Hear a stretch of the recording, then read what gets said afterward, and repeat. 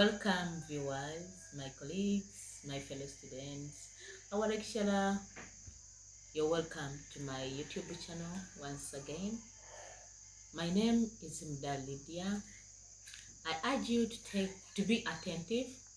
Get your notebooks, get your pens, be ready to note down the important points. Today we are going to learn about something in English context. So I've not come alone. I've come with my fellow colleagues, and we are all going to be teachers of today in this session, and we are in group 30. My obligation of today is to introduce to you our topic, which is identifying and collecting fragments and run-ons in English, in writing. So today I want you to be good writers who can punctuate well and do everything in the right context so that you're not caught in mistakes. So, as I've told you about our topic, fragments, these are sentences which are incomplete. You can't know where it's beginning from, you can't know where it is ending.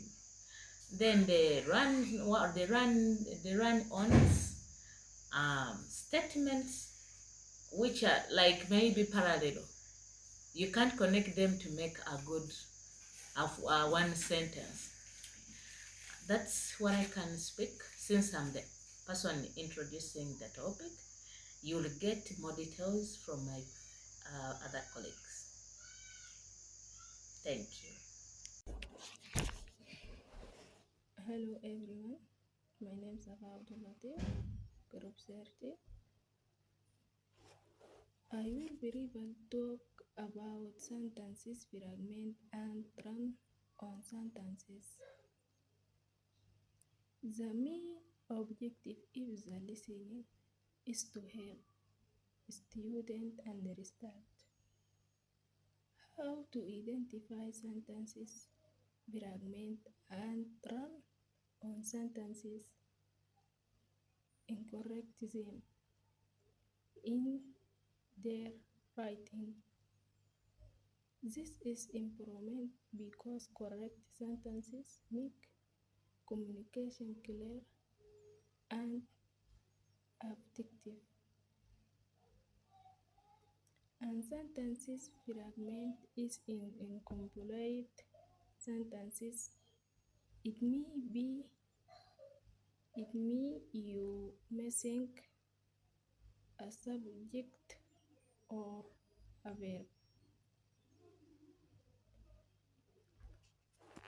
A run-on sentences have this when two ident sentences are joined together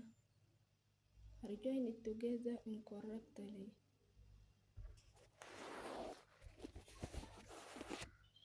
In conclusion, students will summarize what they have learned. Thank you. Hello members, good morning.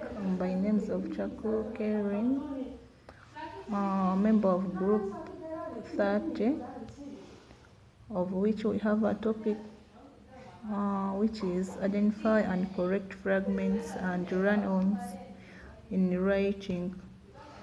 And out of this topic, I'm going to take part that says that a dependent practice. When you say the word independent, it means that you are supposed not to rely on anything of which you do your own things.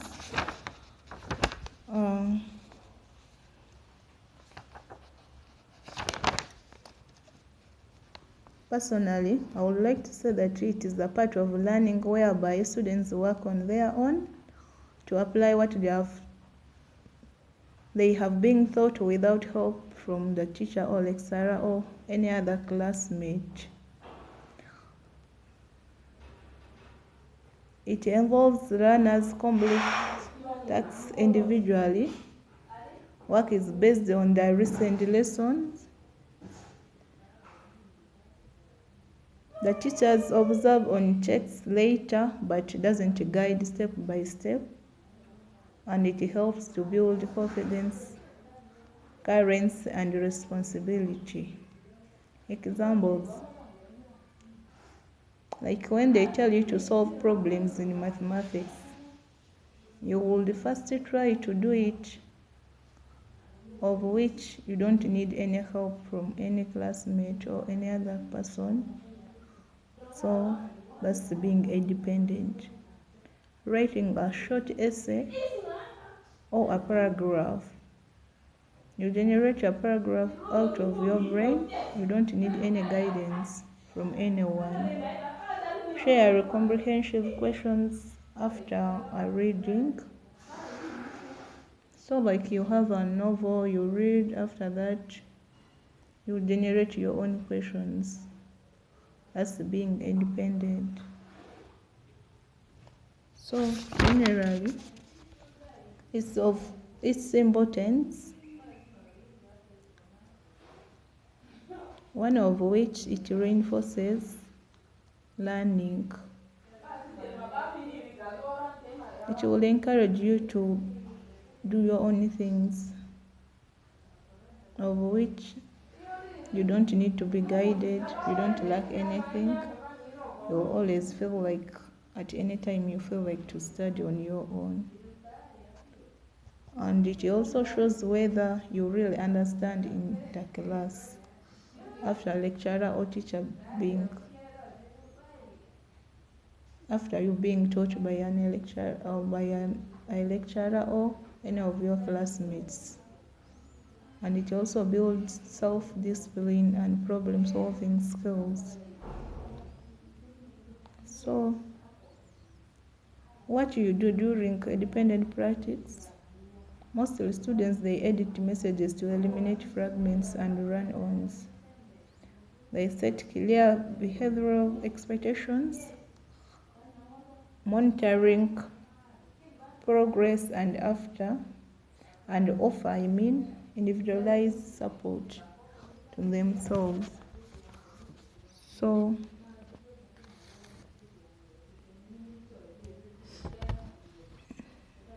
during independent practice, a teacher's role is to monitor, assess, and provide minimum support rather than guide learners step by step.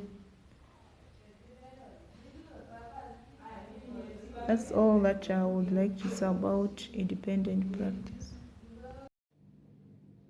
Hello everyone, my name is Emel. I'm from group 30 and I'm going to take you through the clothing. Before we finish today's lesson, let's take a few moments to review what we have learned.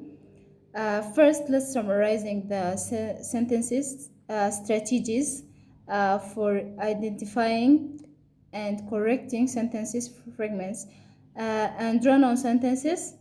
To identify sentences fragments, always check if the sentence has 1. a subject, 2. a verb, 3. a completely idea.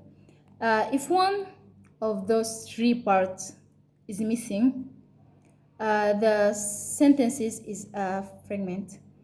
To correct it, we can adding the missing subject or verb or connect it to a completely sentences.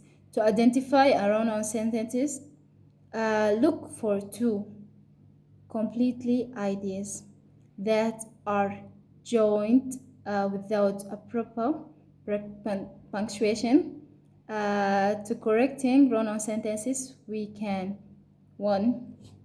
use a period to separate the ideas. 2.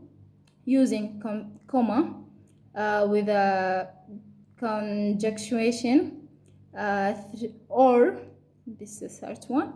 Or reviewing the sentences into two clearing sentences.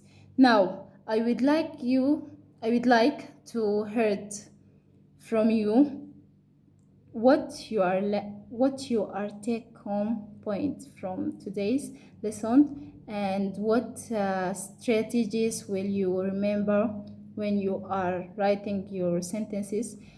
Feel free to share your ideas. Finally, always remember that clear sentences ensure effective communication. When our sentences are clean, or ideas are easy easy to understand, and our writing becomes stronger. Okay, have a you have a we have a all. Okay, great work today, everyone. Thank you for your listening. So see you next lecture. Thank you.